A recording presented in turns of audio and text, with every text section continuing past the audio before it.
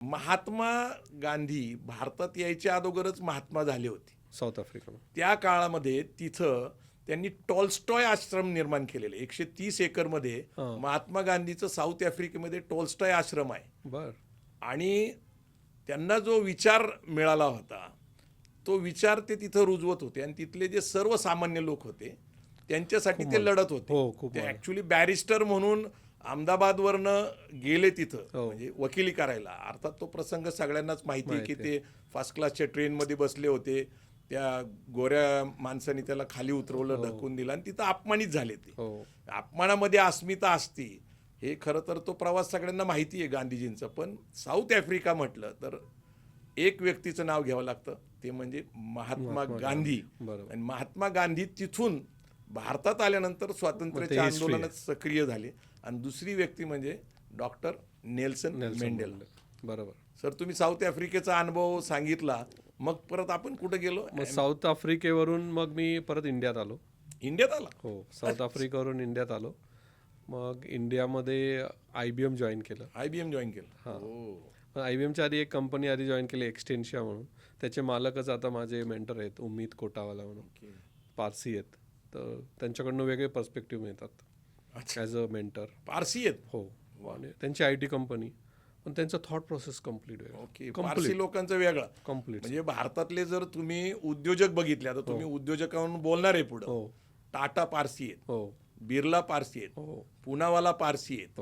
म्हणजे जर तुम्ही काढले तर 8-9 मोठे उद्योजक हे पारसी आहेत. 100%. आणि पारसी म्हणजे काय? पर्शिया. आणि पर्शिया म्हणजे आजचा इराण. त्या काळामध्ये तिथं काही वाद झाले, बरोबर, तर जे लोक बोटीच्या मार्गाने समुद्रमार्गे भारतात आले ते गुजरातमध्ये आले. बरोबर बरोबर आहे. त्यांचा एक इतिहास आहे पारसी लोकांचा. मोठं आहे ते. मग ते भारतात काम केलं, मग IBM मध्ये आलो. मग IBM मधून मग पहिला 2007 साली US ला गेलो. तिथे एक 2-3 वर्ष होतो. आणि IBM मध्येच होतं? IBM मध्ये होतो. थोडंसं आम्हाला अमेरिकेबद्दल सांगा ना. तुम्ही अमेरिकेत गेला, तिथला अनुभव कसा आहे? नेमकं काय होतं की मुलांना अमेरिकेला जायचं असतं, कसं असते ती प्रोसेस? म्हणजे काय आता H1B विजा बद्दल बोललं जातंय, ग्रीन कार्ड बद्दल बोललं जातं, ट्रम्पच्या टेरिफ बद्दल बोललं जातंय. थोडंसं अमेरिकेबद्दल सांगा विस्ताराने. 2-3 गोष्टी आहेत अमेरिकेबद्दल. म्हणजे कसं आहे ना, अमेरिका ही जी घडली आहे ना, ती सगळ्या परप्रांतीयांनी घडवलेली. म्हणजे अमेरिकन असं कोणी नाही, सगळे मायग्रेंट्स आहेत. अमेरिकन्स जे आहेत ना जुने, त्यांना काय म्हणलं जातं माहिती का? Red Indians. रेड इंडियन्स, हां, म्हणजे आदिवासी कम्युनिटी. आदिवासी कम्युनिटी, तिथले मूळ निवासी. त्यांना आजही सबसिडी आहे, त्यांचं सगळं वेगळं आहे. तिथं आहेत ती लोक काही. न्यूयॉर्कला एक रेड इंडियन्सचं मोठं म्युझियम आहे. आणि फिनिक्स साईडला तुम्ही गेले, इकडे कॅलिफोर्निया त्या साईडला, वेस्ट साईडला, तर त्यांचे अशा हजारो एकर अजून पण आहेत. तिथं ते राहतात. मग त्या एरियाला ते आहे तसेच राहतात? नाही, आदिवासींसारखे वगैरे ते नाही, आता झाले, त्यांच्यात बदल झाले. कपडे घालतात, सरळ नॉर्मल कपडे वगैरे घालतात. पण त्यामुळं मला शॉक काय होते ना, अमेरिकेतले काही शॉक कसे होते, आपल्याला काय व्हायचं की एखादा गोरा माणूस बघितला म्हणजे तो अमेरिकन. पण 2 गोरे जेव्हा बोलायचे ना, मीटिंगमध्ये आलो, तर ते काय म्हणायचे, मी इटलीच्या ओरिजिनचा अमेरिकन. एखादा म्हणायचं मी ब्रिटिश अमेरिकन. त्या काळी 2007 अमेरिकेला गेलो होतो, माझी गाईड होती मायलो नावाची. ती म्हणली की my mother is half Spanish and my father is half African.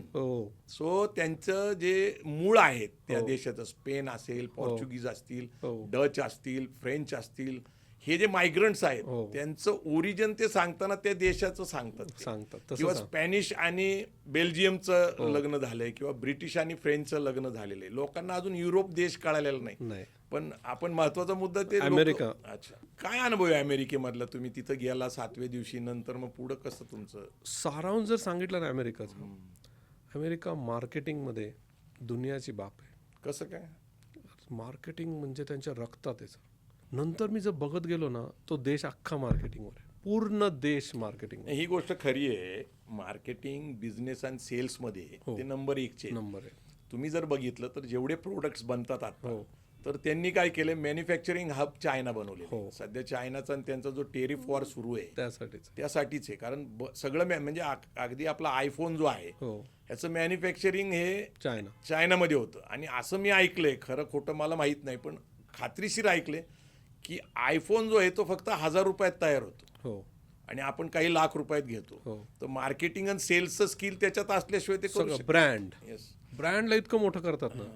पण अमेरिकेतला एखादा व्यक्तीचा अनुभव वगैरे कसा आहे तो म्हणजे म्हणजे अमेरिकन आहे ना, एटिकेट्स म्हणून, स्मार्टनेस म्हणून, वागणं म्हणून, राहणीमान म्हणून अमेरिका आहे ना सर, की का चालते मला जे कळालंय माझ्या छोट्याशा ह्याच्यात, ते भारताच्या 100 वर्ष पुढे आहे. हा का चालते माहिती का सर, तिथे ना 10% लोक 10% लोक विचार करतात आणि 90% लोक आहे ना सर फॉलो करतात. सिस्टीम लावली ना एकदा, म्हणजे तुम्ही लेट्स ऑफिसला आलेत आणि ऑफिसला आले, सिक्युरिटी तुम्हाला रोज बघतोय, पण तुम्ही एक दिवस ID कार्ड नाही आणलं है ना, तू त्याला नावाने बोलवशील, अरे टॉम आय नो यू, तर नाही, घरी जा कार्ड घेऊन. कार्ड घेऊन ये.